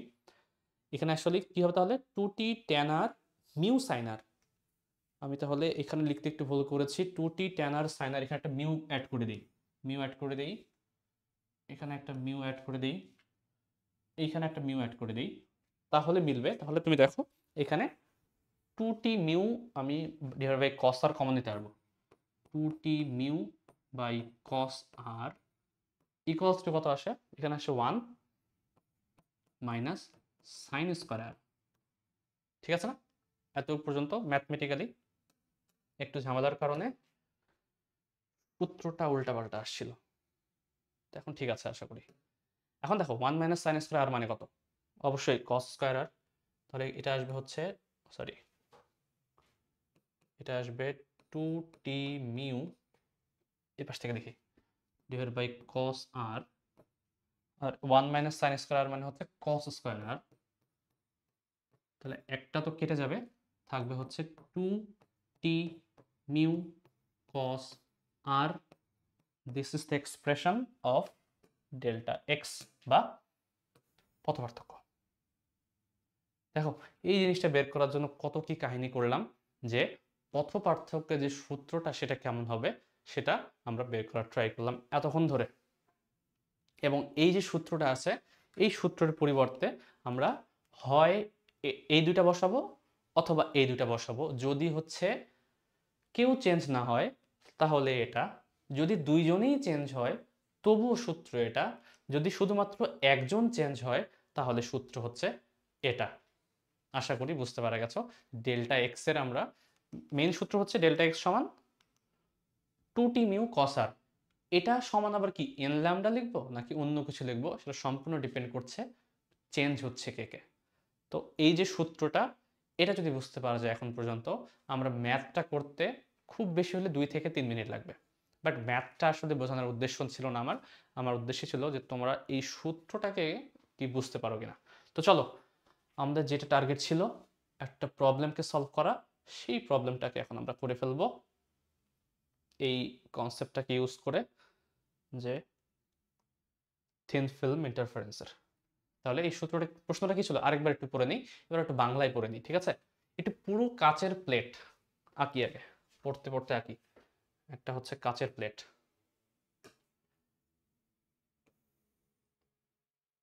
মোটা করে আঁকি। এটা একটা পুরো পুরো একটা কাচের প্লেট, তার উপরে কি আছে, এর উপর হচ্ছে একটা অ্যাসিটনের ফিল্ম আছে। অ্যাসিটন হচ্ছে ধরলাম এটা, এটা পাতলা, ঠিক আছে? অ্যাসিটন প্রলেপ দেওয়া আছে। সাদা বর্ণের আলো হচ্ছে এই ফিল্মের উপর লম্বভাবে আপতিত হয়, লম্বভাবে, মাইন্ড ইট, আরে লম্বভাবে, ঠিক আছে, এটা মাথায় রাখতে হবে, আপতিত হয়। আলোর প্রতিফলনের পরে 600 এবং 700 ন্যানোমিটার তরঙ্গ দৈর্ঘ্যের ক্ষেত্রে আলোতে আমি ধ্বংসাত্মক এবং গঠনমূলক ব্যতিচাপ দেখতে পাই। তাহলে এর মিউ এর ভ্যালুটা কত? এর মিউ এর ভ্যালু, মিউ না বলে এন বলা আছে, ঠিক আছে, এন আকারে লিখি, সমস্যা নেই। অ্যাসিটন হচ্ছে 1.25, ঠিক আছে?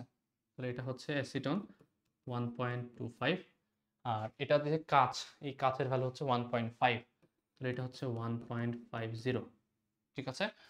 তো এখান থেকে আমাকে বের করতে বলেছে যে এখানে আলো প্রতিফলিত হচ্ছে বাট লম্বভাবে আপতিত হচ্ছে, ঠিক আছে? লম্বভাবে আপতিত হয়ে কি, প্রথমটা তো এদিক থেকে প্রতিফলিত হবে, আমি সাইডে লিখছি কারণ একই লাইনের উপর লিখলে আসলে বুঝতে পারবে না, আলটিমেটলি একই লাইনই হবে, যেই লাইনে আপতিত হবে সেদিক বরাবরই প্রতিফলিত হবে, বাট আমি লিখছি আসলে সাইডে।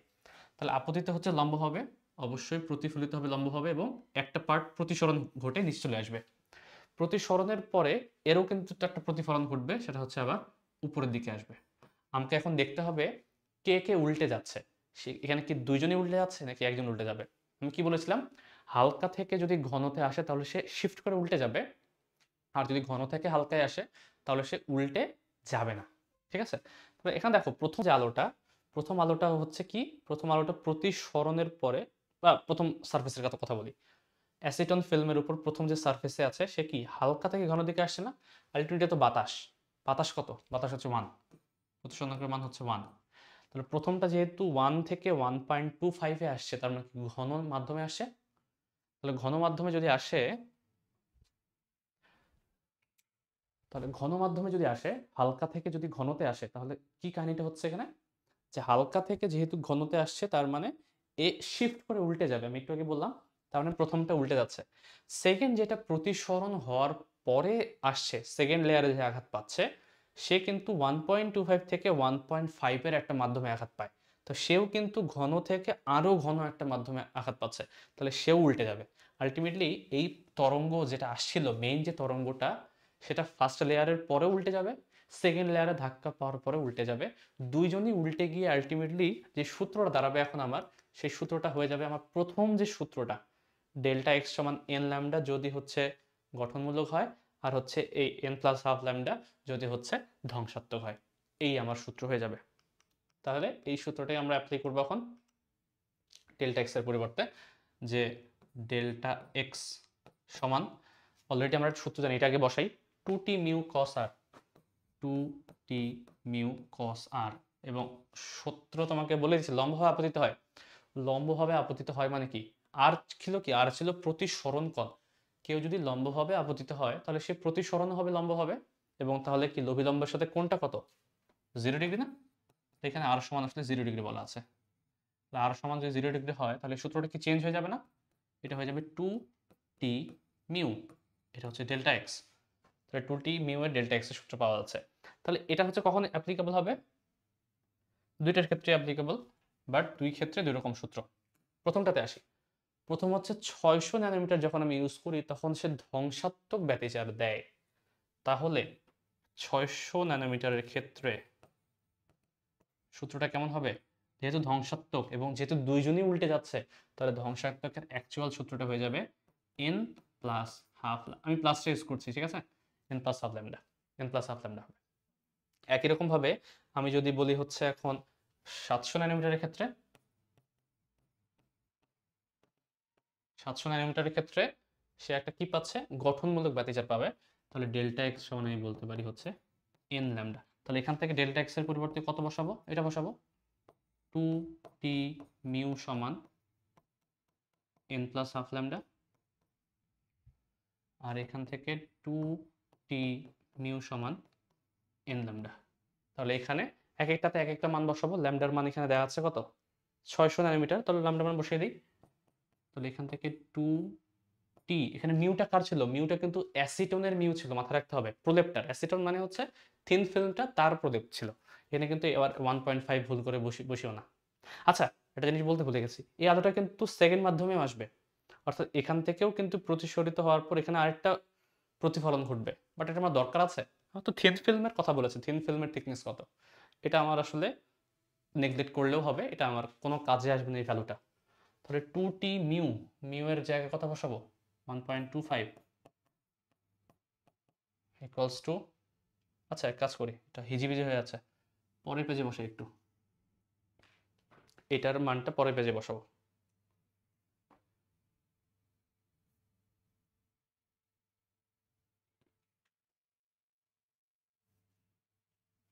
তাহলে 2t মিউ, মিউ হচ্ছে 1.25 ইকুয়ালস টু 600 ন্যানোমিটারের ক্ষেত্রে কত আসে, 600 n প্লাস হাফ ল্যামডা। তাহলে n এর মান তো দেয়া নাই এখানে, n plus half lambda 600 nanometre, ঠিক আছে? এটা হচ্ছে 1 নম্বর সমীকরণ, দিতে পারো। আর দ্বিতীয়টা হচ্ছে এখানে আমি মানটা বসাবো এই জায়গায়, 2t মিউ সমান n ল্যামডা। তাহলে 2t মিউ সমান n এর মান জানি না, আর ল্যামডার মান হচ্ছে 700 এখন, তাই তো বলা আছে না, গঠনমূলকের জন্য 700, ঠিক আছে। তাহলে 2 নম্বর ইকুয়েশন, এই দুটো সমীকরণকে আমাকে সমাধান করে এখন টি এর যে ভ্যালুটা সেটা বের করতে হবে। কি বের করব? দেখো দুইটারই বাম পক্ষ সমান, বাম পক্ষ যদি সমান হয় তাহলে ডান পক্ষ সমান, অর্থাৎ তুমি বলতে পারো 1 এবং 2 থেকে যে এটা ইকুয়ালস টু এটা। তাহলে এই ইনভার্স 9 কাটা, 600 700 কাটা, থাকবে 6 আর 7, তাহলে এখানে থাকবে 6 n প্লাস হাফ, একবারে করছি 7n, এখানে কত আছে 6n প্লাস 3 7n, তাহলে বিয়োগ করলে কত হয়, n সমান 3।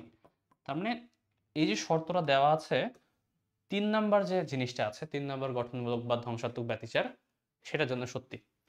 এখন এই জিনিসটাতে তোমরা প্রশ্ন থাকতে পারে, এখানে কি মাইনাস বসালে কি আমার সূত্রটা আসতো? মাইনাস বসালে তো হচ্ছে আলাদা রকম ইকুয়েশন আসতো, তখন কি করতাম? এই কারণেই ম্যাথে তোমরা মাইনাসটা বসাতে পারবা না, কারণ প্লাস বসানোর উদ্দেশ্য আরেকটা আছে, শুধু আমি ইচ্ছা করেই বসেছি সেটা না। উদ্দেশ্য হচ্ছে দেখো, প্লাস হলেই কিন্তু শুধুমাত্র দুইটা আসলে একরকম ভাবে হয়ে যায়, যে এর ক্ষেত্রেও n এর মান 0 থেকে শুরু, এর ক্ষেত্রেও 0 এর মান 1 থেকে শুরু, বাট 0 থেকে শুরু। বাট এইটা যদি তুমি বসাতে, তাহলে কিন্তু ভ্যালুটা তোমার উল্টা পাল্টা নেগেটিভ বা অন্যরকম ভ্যালু আসতে পারতো, এই কারণে সমস্যাও সৃষ্টি করতো আর কি প্রবলেমটা। এই কারণে আমি দুইটাই হচ্ছে প্লাস অংশটাই বসিয়েছি, ঠিক আছে। তাহলে n এর মান 3 বের হলো, n এর মান 3, এই ভ্যালুটা আমি করব কি এখন, আমি ইনসার্ট করব কোথায়, যে কোনো একটা সমীকরণ ইনসার্ট করো না, ইচ্ছা। 2 নম্বরে করি। 2 নম্বর থেকে আমি পাচ্ছি 2t 1.25 ইকুয়ালস টু n এর মান হচ্ছে 3 700 into 10 to the power minus 9। এটা যদি আমি বসিয়ে দিই এখন, t এর মান আমি পেয়ে যাব। আমি একটু ক্যালকুলেট করে নিই, ঠিক আছে? একটু ক্যালকুলেট করে দেখি কত আসে।